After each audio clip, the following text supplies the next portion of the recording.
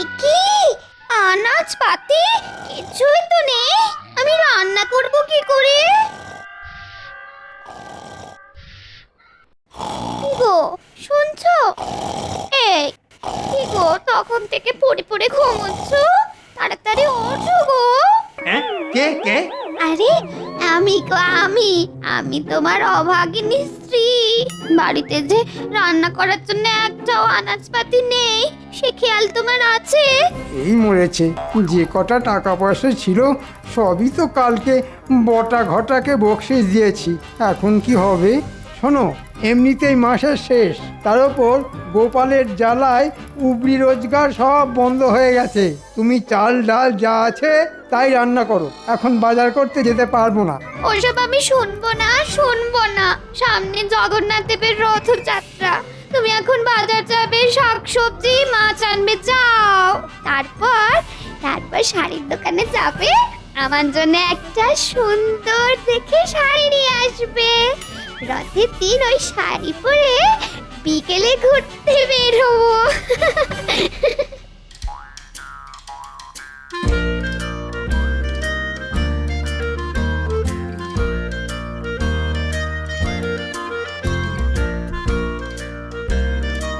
কি মহারাজ, রোজ তো আমাকে দেরি করে আসার জন্য গান বন্ধ করে, আজ তো রাজসভায় মন্ত্রী মশাইয়েরই কোনো পাত্তা নেই। তাই তো দেখছি। আজ আসলে আচ্ছা করে বলবো। মন্ত্রীর কথা বাদ দাও তো। তা সামনে তো জগন্নাথ দেবের রথযাত্রা, তা তোমরা সবাই কি পরিকল্পনা করছো? মহারাজ, আমি তো এবারে ভেবেই রেখেছি, রথের মেলায় কলার দোকান দেব, তাতে রথ দেখা কলা বেচা দুই হবে।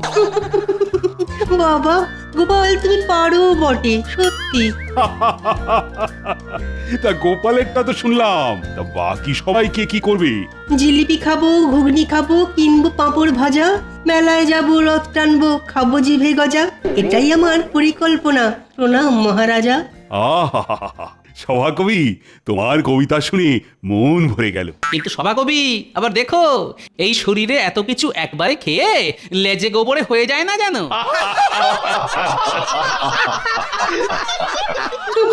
যত সব। একই মহারাজ, রাজসভা শুরু হয়ে গেছে? বাবা, তা এতক্ষণ কোন জগতে ছিলে বলো তো মন্ত্রী? আর বলবেন না মহারাজ, মাসের শেষ, হাতে টাকা নেই, ঘরে আনাজপত্র কিচ্ছু নেই, তার উপর গিন্নির বায়না, সামনে রথযাত্রার আগে ভালো শাড়ি কিনে দিতে হবে। রাজ্যের মন্ত্রী দেরি করে রাজসভায় ঢুকছে, তার হাতে টাকা নেই। লজ্জা লজ্জা, ঘোর লজ্জা।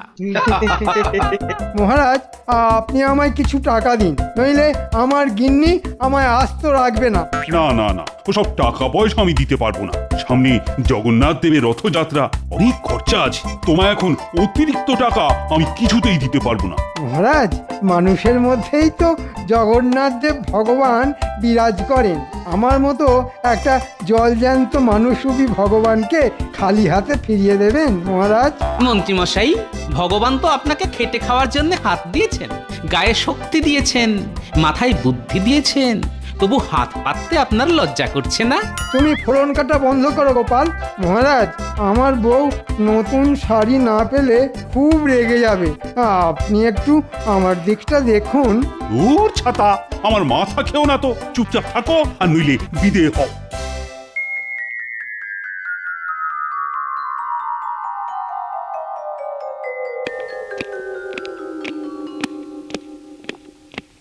কি গো, হাত খালি কেন? বাজার কোথায়? বাজার কিভাবে আনবো গিন্নি? টাকাই তো নেই। মহারাজের কাছে কত করে চাইলাম, ভাবলাম মহারাজ কিছু টাকা পয়সা দেবেন, কিন্তু বেটা গোপাল এমন ফোড়ন কাটলো, আমার কোনো কথাই মহারাজ কানে নিলেন না। ও গোপাল গোপাল গোপাল, ওই একটা লোক তোমাকে সারা জীবন নাকে দড়ি দিয়ে ঘুরিয়ে গেল, আর তুমি কিছুই করতে পারলে না। বলছি, তুমি কি কিছু করছো নাকি সারাদিন না খেয়েই থাকতে হবে? ওই ভাত তো বসিয়েছি। ঠিক আছে গিন্নি, আজকে তাই খেয়ে নি, কালকে থেকে আর এরকম কষ্ট হবে না। কালকে থেকে মন্ত্রী নয়, রাজার হালেই থাকবে। হঠাৎ করে তোমার কি হলো গো? কোনো গুপ্তধনের কথা মাথায় এলো নাকি? সেসব তুমি কালকেই জানতে পারবে। আমি হলাম এ রাজ্যের মন্ত্রী, মাথার পোকা নড়লে পরে হয়ে উঠি ষড়যন্ত্রী।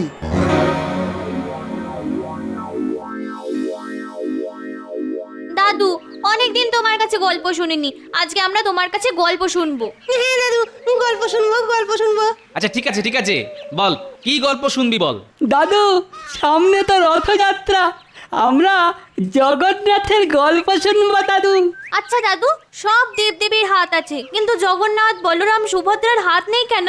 শোন তাহলে, উড়িষ্যার রাজা পুরীতে জগন্নাথ দেবের মন্দির তৈরি করেন। সেই মন্দিরে এই তিন দেবদেবী জগন্নাথ, বলভদ্র এবং সুভদ্রা দেবীর মূর্তি তৈরি করান যে শিল্পীকে দিয়ে। সেই শিল্পীর শর্ত ছিল মূর্তি সম্পূর্ণ তৈরি না হওয়া অবধি যেন কেউ ওই গৃহে না ঢোকে, নইলে যতটা মূর্তি তৈরি হয়েছে ঠিক ততটাই থাকবে। তারপর কি হলো দাদু? এবার এদিকে অনেক দিন হয়ে গেছে, কিন্তু মূর্তি বানানোর কাজ শেষ হয়নি। রাজামশাই তো ধৈর্য ধরে না, তিনি কৌতূহলবশত মন্দিরের গর্ভগৃহের দরজা খুলে দেখেন, কিন্তু তখনও কোনো বিগ্রহের হাত বানানো হয়নি। শিল্পীর কথা অনুযায়ী সেই ওই অবস্থাতেই তিন দেবদেবীর মূর্তি বানানো অর্ধ সমাপ্ত রেখে চলে যান। তাহলে দাদু, হাত না থাকলে ওরা কিভাবে খাবার খায়, বাকি কাজ করে? ওরে বোকা, জগন্নাথ মানে তো জগতের নাথ, আমাদের সকলের মধ্যে তিনি আছেন, তিনি আমাদের সকলের হাত দিয়ে খাবার খান, বুঝলি? হ্যাঁ দাদু, বুঝলাম। জয় জগন্নাথ। জগন্নাথ, বলরাম, সুভদ্রা দেবীর চরণের সেবা লাগে। এ কি, মন্ত্রীমশাই সব ছেড়ে ছুড়ে এখন হঠাৎ করে জগন্নাথ দেবের ভক্ত হয়ে উঠেছেন? অদ্ভুত ব্যাপার স্যাপার। জয় জগন্নাথ, জয় জয় জগন্নাথ। এ কি মন্ত্রীমশাই, আপনি এই সাধু বেশে? আমি আর মন্ত্রীমশাই নয় গো পুটির বাবা, আমি এখন জগন্নাথ দেবের সেবাই। সামনে রথযাত্রা, তাই এখন আমার একটাই ধ্যান জ্ঞান, জয় জগন্নাথ। দাও পুটির বাবা, জগন্নাথ দেবের নামে কিছু সেবা দাও।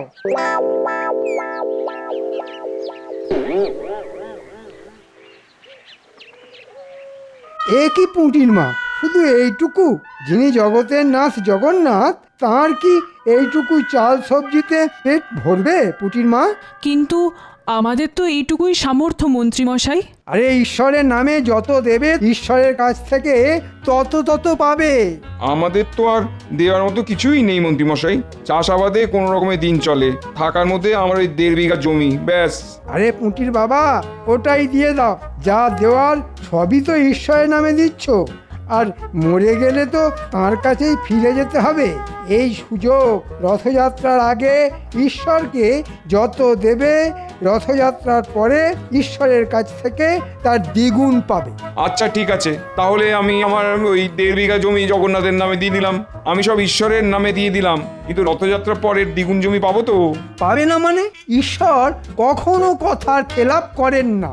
আমি আগে তোমাদের মতো গরিব ছিলাম, তারপর রথযাত্রার আগে সব জগন্নাথ দেবের নামে সমর্পণ করতেই কিছুদিন পরে হয়ে উঠি কৃষ্ণনগরের মন্ত্রী, বুঝেছ? দাঁড়াও, আমি কাগজপত্র নিয়ে এসেছি, একেবারে টিপ স্বাক্ষর দিয়ে লিখে দাও, সব জগন্নাথ দেবের নামে দিয়ে দিলে।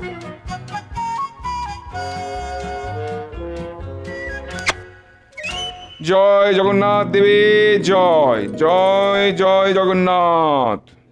বাবা, তোমরা তো জানো না, এইভাবে ঈশ্বরের নাম ভাঙিয়ে রাজ্যবাসীর সব জমি জমা কেড়ে নেব, তারপর আমায় আর দেখে কে? মহারাজও কিচ্ছু করতে পারবেন না, সব একেবারে লিখিত পরিত করে নিচ্ছি।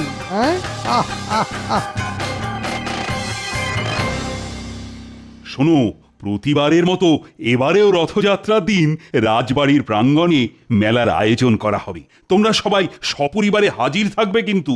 মহারাজ, একটা বিষয়ে খেয়াল করেছেন, মন্ত্রীমশাই আজকেও এখনো রাজসভায় আসেননি। কিন্তু ওই কালকে তো সন্ধ্যাবেলায় মন্ত্রীমশাইকে দেখলাম ওই গেরুয়া পরে রাস্তায় রাস্তায় ঘুরঘুর করছে। আবার এটাও দেখুন, নতুন এক রকমের ভিক। আমাদের মন্ত্রী মশাইয়ের লীলা বোঝা খুব মুশকিল। মুশকিল আসান করার জন্যে আমি তো আছি নাকি হ্যাঁ? আপনারা অত চিন্তা করবেন না। জয় জগন্নাথ, জয় জয় জগন্নাথ, জয় জগন্নাথ।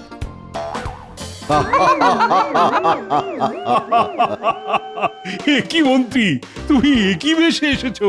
সামনে জগন্নাথ দেবের রথযাত্রা, আমি ওনার সেবাই। আমাকে নিয়ে পরিহাস করবেন না মহারাজ। দুদিনের যোগী ভাতেরে বলে অন্ন, মন্ত্রী মশাইয়ের ভেক দেখে রাজসভা আজ ধন্য। মুখ সামলে কথা বলো গোপাল। মহারাজ, আপনাকে শুধু একটা কথা বলতে এলাম, আমি রথযাত্রা অবধি রাজসভায় আসতে পারবো না। বুঝতেই পারছেন, এই জগন্নাথ দেবের সেবায় ব্যস্ত থাকবো। হ্যাঁ,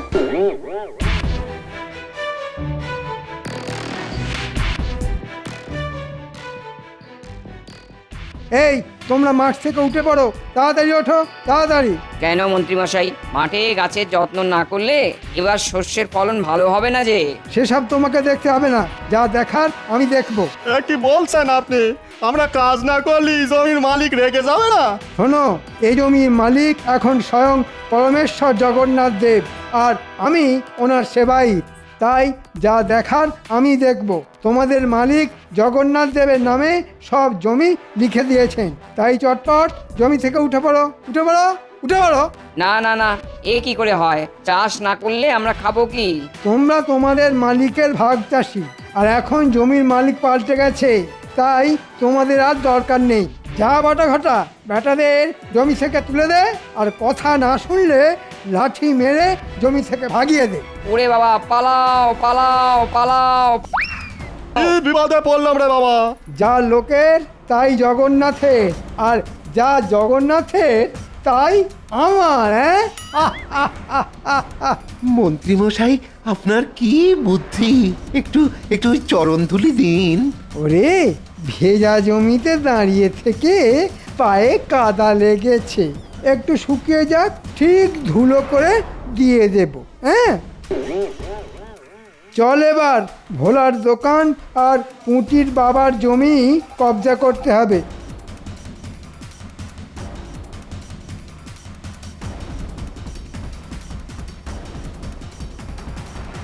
ও গোপাল দাদা, গোপাল দাদা!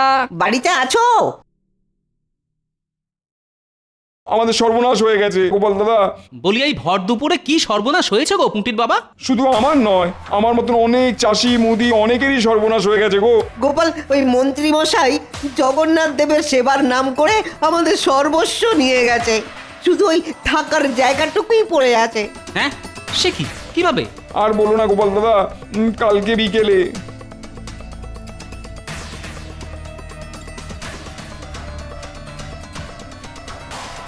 কি কাণ্ড! তোমরা এতটাই বোকা, মন্ত্রী চাইলো আর দিয়ে দিলে? দূর, আমরা কিভাবে বুঝবো? মন্ত্রী মশাই তো আর নিজের জন্য চাইনি, চেয়েছে ওই জগন্নাথ দেবের সেবার জন্য। আর এখন নিজেই আমার দোকান, ওই পুটির বাবার জমি, আরো অনেকের জমি ওই লাঠিয়ালদের দিয়ে দখল করে রেখেছে। ঠিক আছে, ঠিক আছে, কালকে সকালে রাজসভায় তোমরা এসো, আমি দেখছি কি ব্যবস্থা নেওয়া যায়। আচ্ছা গোপাল দাদা, তোমার এইটুকু আশ্বাসই যথেষ্ট। আমরা কালকে তাহলে রাজসভাতেই আসবো।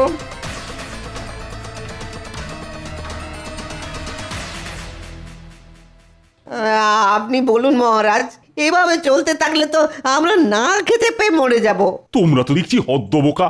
মন্ত্রী যে সবসময় ষড়যন্ত্র করতে থাকে সেটাও বোঝো না। আমরা তো খেটে খাই মহারাজ, কত কথার মার প্যাঁচ বুঝি না।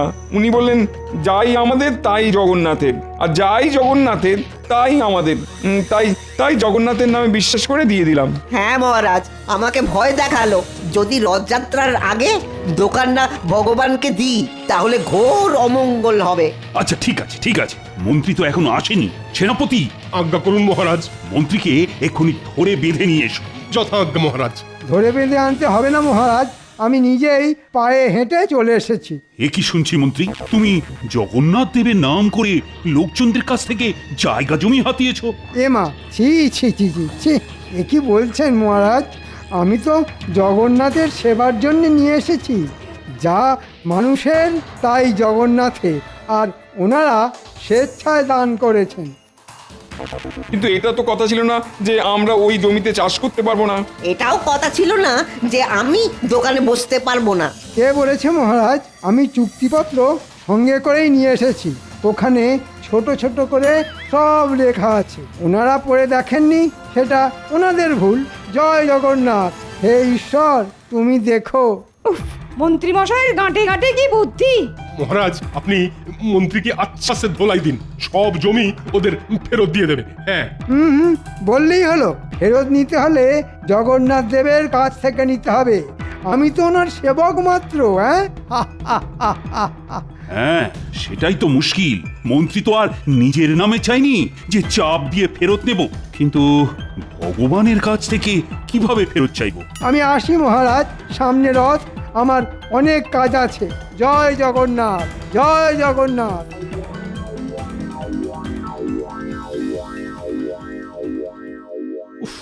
এ তো বড় মুশকিলে পড়া গেল। কি করা যায় বলো তো? আমরা ভাগ চাষি মহারাজ, চাষ না করলে আমরা খাবো কি মহারাজ? তোমরা কেউ কিছু বুদ্ধি দাও না, মানে কিভাবে মন্ত্রীকে জব্দ করা যায়? না মহারাজ, আমি কোনো উপায় খুঁজে পাচ্ছি না। আমিও তো কিছুই বুঝতে পারছি না। গোপাল, আরে ও গোপাল, তুমি অন্তত কিছু বলো। মহারাজ, আমার মতে আমাদেরকেও সেই উপায়ে মন্ত্রীকে জব্দ করতে হবে যেভাবে মন্ত্রী সবাইকে ভোগাচ্ছে। সেটা কিভাবে? ওই যে, যাই মানুষের তাই জগন্নাথের, যাই জগন্নাথের তাই মানুষের। আহা, কি বোঝাতে চাইছো খুলে বলো তো। মহারাজ, মন্ত্রীমশাই যে বাড়িতে থাকেন ওটা তো আপনিই দান করেছিলেন রাজ্যের মন্ত্রীর প্রাপ্ত সম্পত্তি হিসেবে। আজ থেকে ওই বাড়িটা আপনি জগন্নাথ দেবের সম্পত্তি হিসেবে ঘোষণা করে দিন, আর ওই বাড়ি ভেঙে একটা মন্দির বানানোর পরিকল্পনা করুন। তাহলেই দেখবেন মন্ত্রীমশাই সোজা রাস্তায় চলে আসবেন। সাবাস গোপাল, সাবাস। এই জন্যেই তুমি আমার রাজসভার রত্ন। আমি আজই সব ব্যবস্থা করছি। মন্ত্রীর বাড়ি ভেঙেই তৈরি হবে কৃষ্ণনগরের জগন্নাথ দেবের মন্দির। গিন্নি, তাহলে আর আমাদের কোনো সমস্যাই থাকলো না। জগন্নাথ দেবের নামে যা জমি হাতিয়েছি তাতে চাষ করলে আমাদের হেসে খেলে সংসার চলে যাবে। রথের মেলার দিন আমার কিন্তু নতুন শাড়ি চাই, মনে আছে তো? মনে আছে গিন্নি, সব মনে আছে।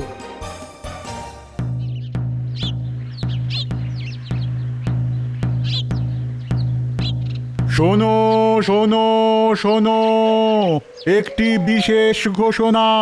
আজ থেকে আমাদের রাজ্যের মন্ত্রীমশাইয়ের বাড়ি জগন্নাথ দেবের সম্পত্তি হিসেবে ঘোষণা করা হলো।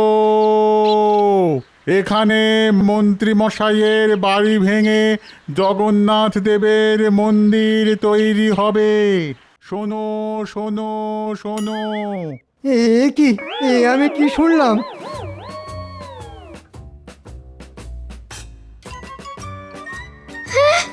আমাদের বাড়ি ভেঙে মন্দির হবে? তাহলে আমরা যাব কোথায়? কেন? রাস্তায় রাস্তায় ঘুরবেন, গাছতলায় বসবেন, আকাশের মতো অত বড় ছাদ পাবেন। এই বাড়ি আর কি হবে? চটপট বাড়ি থেকে বেরিয়ে পড়ো। এই বাড়ি ভেঙে মন্দির হবে। তোমাকে তো এটা আমি মন্ত্রীর প্রাপ্য হিসেবে দান করেছিলাম। আজ থেকে তোমার মন্ত্রী পদ কেড়ে নিলাম, আর বাড়িটাও জগন্নাথ দেবের নামে লিখে দিলাম। যাই মন্ত্রীর তাই জগন্নাথের, যাই জগন্নাথের তাই মন্ত্রীর। আর হ্যাঁ মহারাজ, মন্ত্রীমশাই তো ওই চাষিদের জমি ভোলার দোকান জগন্নাথ দেবের নাম করে নিয়েছেন। তাহলে ওই জমি তো জগন্নাথ দেব নিজে পাহারা দেবেন। মন্ত্রীমশাইয়ের লাঠিয়ালদের সরে যেতে বলুন। হ্যাঁ মন্ত্রী, এটা আমি ভেবে দেখিনি। তোমার তো কিছু নয়, যার নামে জমি নিয়েছো তাকেই নিজে এসে জমি পাহারা দিতে বলো। তোমাকে যেন তার ত্রিসীমানায় না দেখি, নইলে আজ বাড়ি ছাড়া করেছি, কালকে রাজ্য ছাড়া করব। মহারাজ, ভুল হয়ে গেছে মহারাজ, ক্ষমা করুন, ক্ষমা করুন।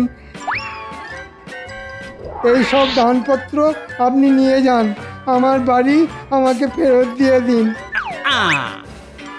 যাই জগন্নাথের তাই মানুষের। চলুন মহারাজ। ক্ষমা ক্ষমা আমি তোমায় করব না মন্ত্রী।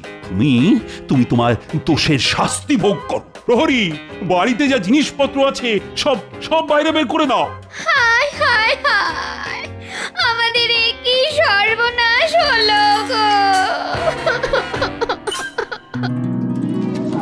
বলো জয় জগন্নাথ দেব কি জয় জয় বলভদ্র দেব কি জয় জয় সুভদ্রা মাই কি জয় আসছে বছর আবার হবে রথযাত্রা আবার হবে সব তোমার জন্য হয়েছে সব তোমার উল্টো পাল্টা বুদ্ধির জন্য আজ আমরা পথে বসে গেছি একটা বাড়ি ছিল সেটাও আর নেই কি ব্যাপার প্রাক্তন মন্ত্রী এখানে গাছতলায় বসে আছো? মহারাজ আমার ভুল হয়ে গেছে, এই আপনার হাতে পায়ে ধরছি মহারাজ, আপনি আমায় দয়া করুন মহারাজ, আমার বাড়ি ফিরিয়ে দিন মহারাজ, আমি এরকম ভুল আর কোনো দিন করবো না মহারাজ, কোনো দিন করবো না। না না না না, আমার হাতে পায়ে না ধরে জগন্নাথের কাছে ক্ষমা চাও আর বলো এই ভুল আর কোনোদিনও হবে না। হে ঠাকুর, জগন্নাথ ঠাকুর, আমায় ক্ষমা করে দাও ঠাকুর, আর এ ভুল কোনো দিন করবো না, তোমার নাম করে লোক ঠকাবো না, লোক আমি ঠকাবো না। ঠিক আছে ঠিক আছে, দেখো জগন্নাথ দেবের কাছে যখন চেয়েছো তখন তিনি নিশ্চয়ই কিছু না কিছু ব্যবস্থা করে দেবেন। বলো জয় জগন্নাথ কি জয়